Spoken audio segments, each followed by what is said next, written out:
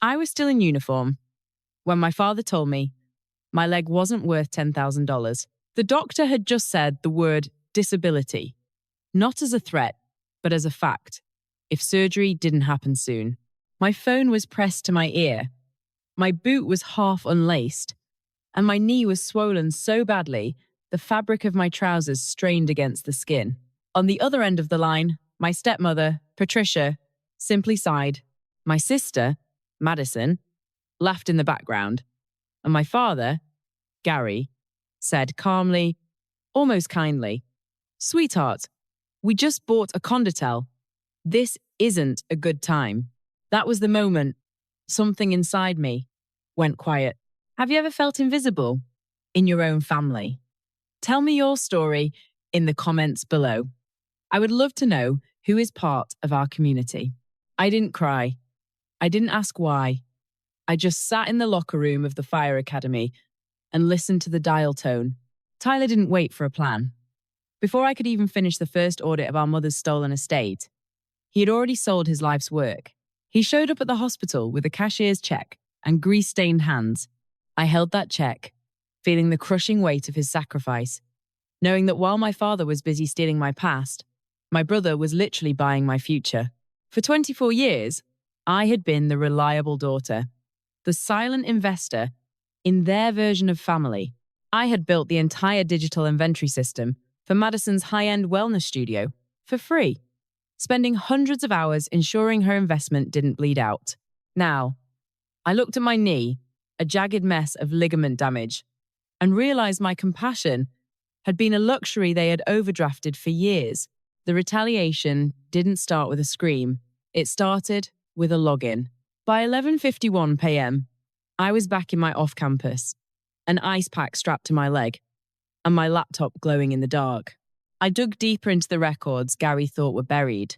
He hadn't just mismanaged my mother's estate. He had abused a power of attorney I'd signed at 18 for emergencies. He had systematically drained a $150,000 trust fund meant for my future, using my own inheritance to fuel Madison's wellness studio. He'd told me the account was dry due to market crashes, but the digital trail showed every cent going into their new condotel and Madison's failing business. Madison had never bothered to learn the back end of her own business. To her, the website was magic that just worked. To me, it was leverage. With a clinical precision I had learned in rescue training, I began deactivating the API keys. I didn't delete the data. I simply withdrew the subscription she had been enjoying at my expense. By 12:03 a.m., her store was a skeleton, and her customer database was locked behind a firewall she couldn't even name. Anger wasn't loud this time. It was clinical.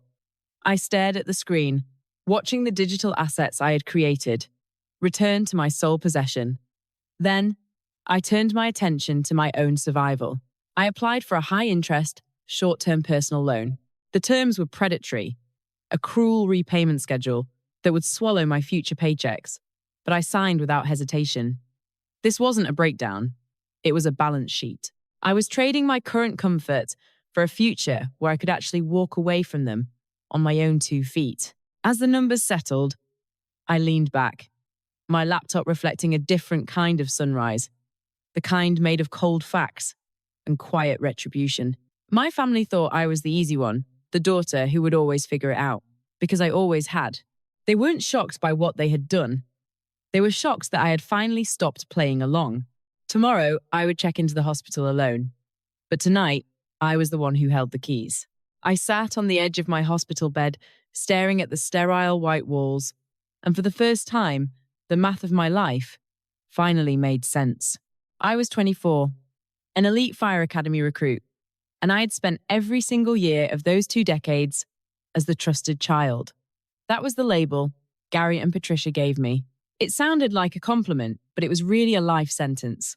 In our house, being trusted meant you were the one who didn't need attention, the one who could handle the heavy lifting, while the investments were nurtured. Madison was always the investment. My parents said it openly, without a hint of shame. When she decided she wanted to open that high-end wellness studio, the one that ended up having more expensive mirrors than actual paying clients, my father didn't blink. He cut a check for $30,000 just for her to research the market. There were no lectures, no contracts. Patricia called it, helping her find her footing. I remember sitting at the kitchen table, quietly eating a bowl of generic cereal after a 12-hour shift, watching them toast to her potential while I calculated if I had enough gas money to make it to the end of the week. When I was 22 and my transmission blew out, the air in the room changed. I wasn't an investment, I was a liability.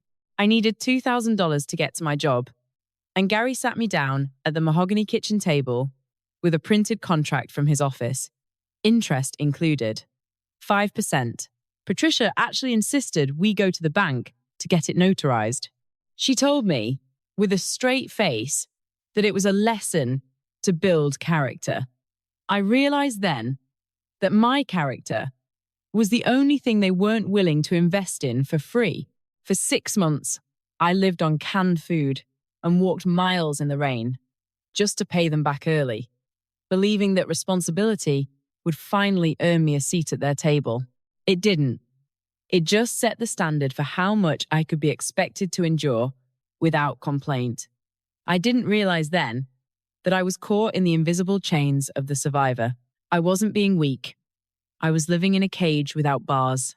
It is a psychological trap where you stay because you are waiting for a home that never truly existed. You convince yourself that the next achievement, the next sacrifice, will be the one that makes them see you.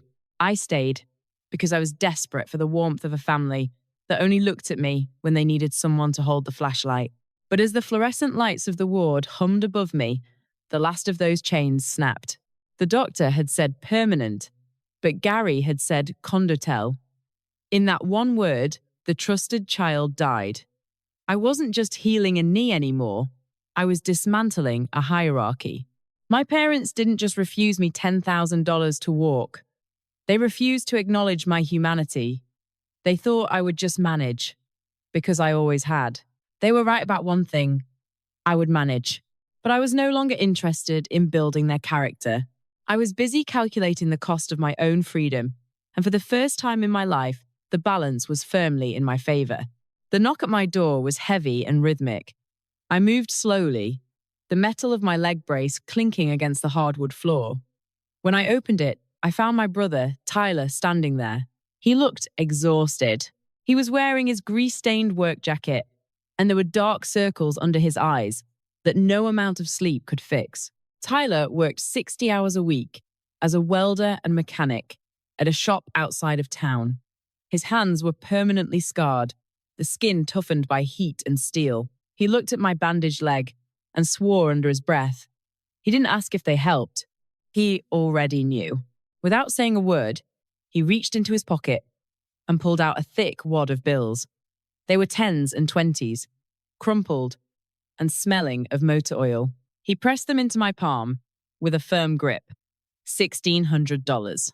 I stared at the money, then at his empty truck in the driveway. I realized the toolbox that usually sat in the back was gone. I told him he needed those tools. They were his livelihood, his only way to make a living. Tyler just squeezed my shoulder and told me he needed me walking. He said he would figure the rest out. My parents had assets, savings, and a vacation property they had named after a place they had only visited once. My brother had nothing, and he gave me everything. I took the money because I needed to remember who showed up when I was bleeding. As Tyler left, my phone began to vibrate on the kitchen counter. It was a relentless stream of notifications. I opened Instagram to see Madison's latest post. It was a high-resolution photo of her, Gary, and Patricia standing on a balcony overlooking the ocean. They were holding crystal champagne flutes, celebrating the official closing of their new condotel. The caption was a long, filtered paragraph about alignment, abundance, and the rewards of hard work. They looked radiant. They looked like a family that didn't have a daughter recovering from surgery in a studio apartment 2 hours away. Then, the direct message came through. It was from Madison.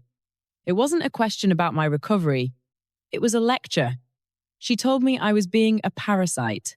She said my petty demands for money was stressing Gary out during a major family milestone. She wrote that I had always been the difficult one, the one who tried to suck the joy out of everyone else's success with my drama. She told me to stop calling Patricia because our mother deserved to enjoy her vacation without worrying about my clumsiness. I didn't feel the sting I used to feel. I didn't feel the need to defend myself or explain the doctor's report. I just looked at the photo of the three of them and then at the $1,600 on my table. The contrast was perfect. It was a binary equation. On one side, there was the scarred, oily reality of a brother who sold his future to save mine. On the other, there was a filtered illusion built on the erasure of my existence. Madison thought she was winning because she had the spotlight. She didn't realize that I was the one who designed the stage. She called me a parasite, but she was still using the inventory system I had built to keep her failing studio from collapsing. I went back to my laptop and checked the code. The countdown was almost over. I healed with the same ruthless efficiency I applied to rescue drills, one controlled movement at a time. While my physical therapist marveled at my progress, I was busy running a different kind of operation. I used a portion of the legacy, the secret inheritance my birth mother had left for me, to hire a lawyer who didn't work for billboards. He worked in a glass tower downtown and spoke in the quiet, precise language of assets and liabilities. He didn't see an injured firefighter. He saw a client with a clear objective. I told him I wanted a full forensic audit of Gary and Patricia's life. I wanted to understand their finances better than they did. 3 days later, he slid a thick manila folder across his desk. I opened it and watched the myth of my family's success unravel in seconds. The family log cabin, the one Gary called his legacy, was leveraged to the breaking point. He had refinanced it 4 separate times to fund Madison's failed ventures. They were 3 months behind on payments. The condotel they were currently toasting to, it wasn't an investment. It was a debt trap. The down payment had been pulled from a credit card with a 24% interest rate. They were drowning in a sea of red ink, using new debt to pay off old lies. This was the illusion of the empty wallet's power. My parents had spent decades performing wealth while their foundation was rotting.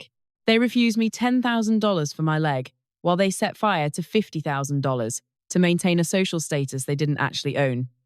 I realized then that their power was just a rental. It was a costume they wore to feel superior, but they had forgotten that when the rent is due, the costume has to come off. They weren't wealthy. They were just high-functioning frauds. I didn't want to run from their debt. I wanted to own it.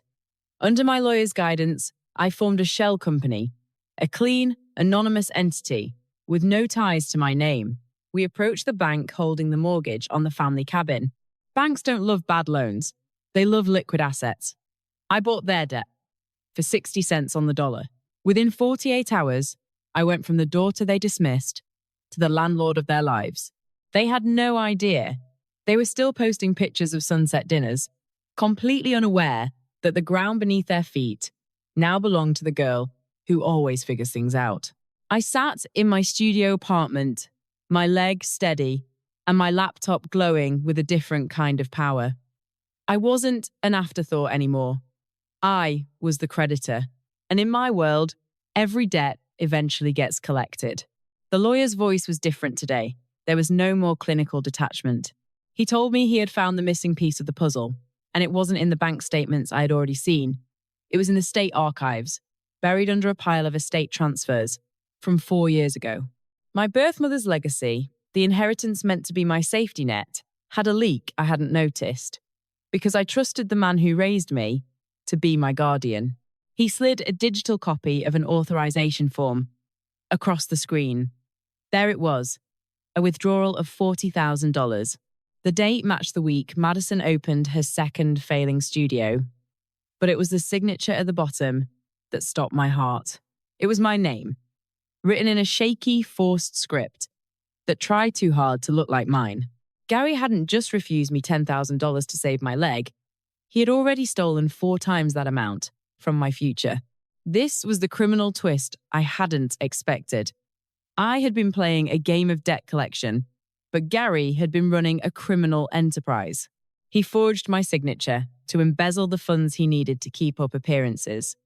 That condotel wasn't just a bad investment, it was the result of a felony.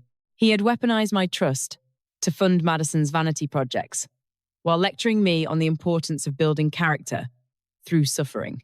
I stared at the mismatched loops in the forged letters. My father was a worker used to blunt tools, and his attempt at forgery was as clumsy as his attempts at parenting. This was the lethal discovery. It removed any remaining path to redemption for him or Patricia.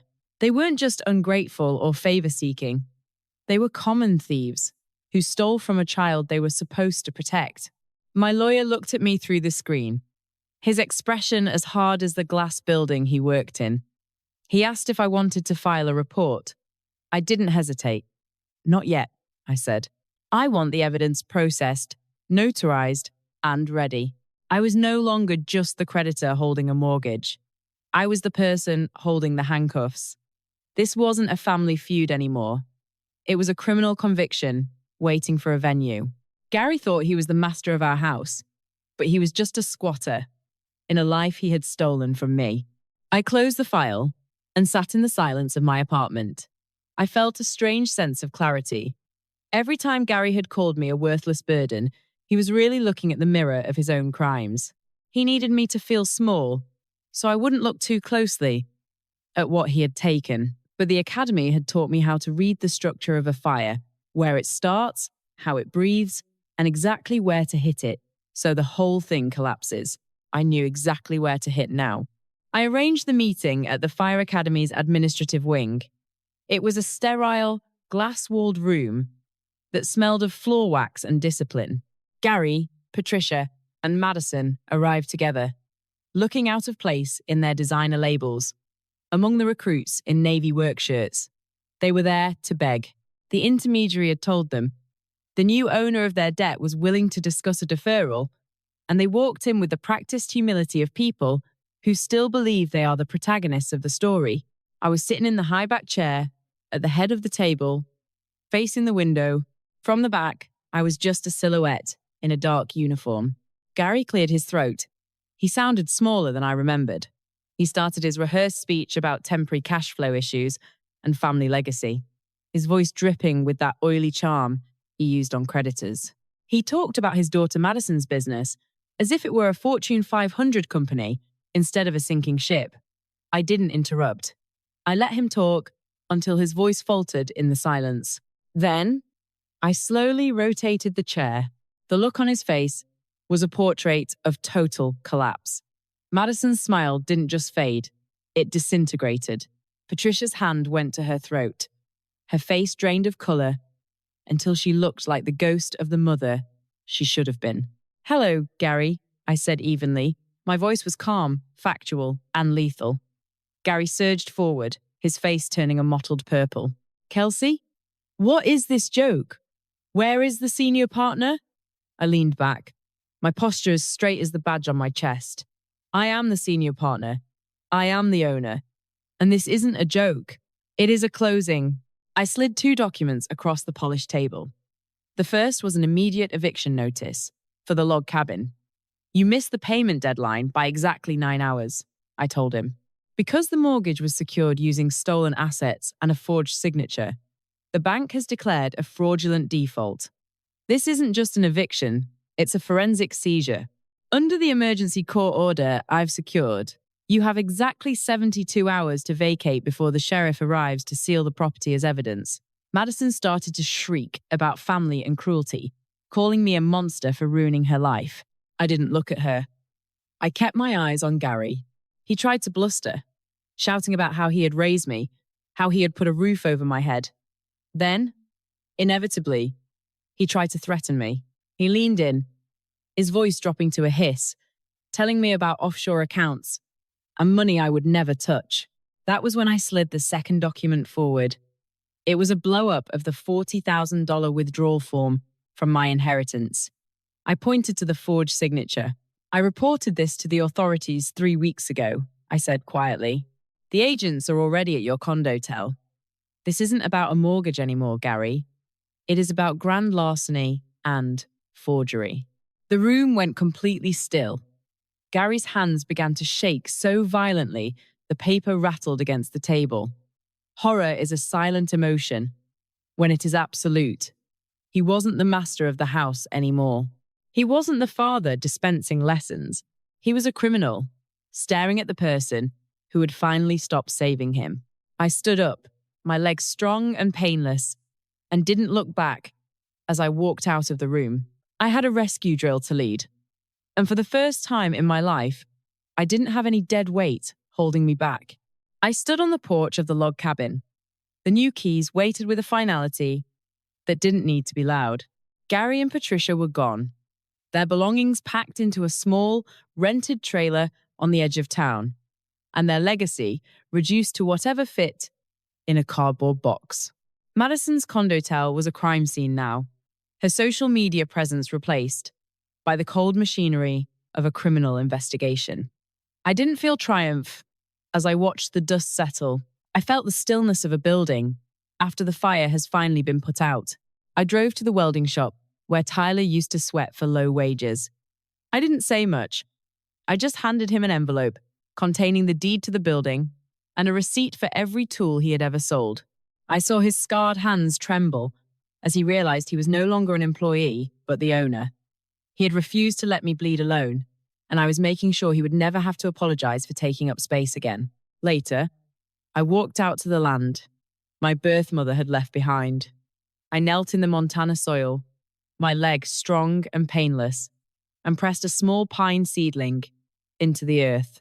Gary had tried to forge away this legacy, but he had forgotten that you can't own the dirt if you don't respect the roots. I was planting more than a tree. I was planting seeds for a new beginning. To those of you listening who have ever felt like the invisible one in your own family, the one told to endure because you always could, I want you to know this. You are not a trusted child just because you are convenient. Your worth is not a lesson for someone else to learn. Sometimes the most precise act of justice isn't a scream. It is the quiet click of a lock that no longer accepts their key. You are not a shadow. You are the light. If you enjoyed this journey of justice, please share this video with someone who needs to hear it. Don't forget to subscribe to our community for more stories of resilience and reclaiming what you have lost. You are not alone.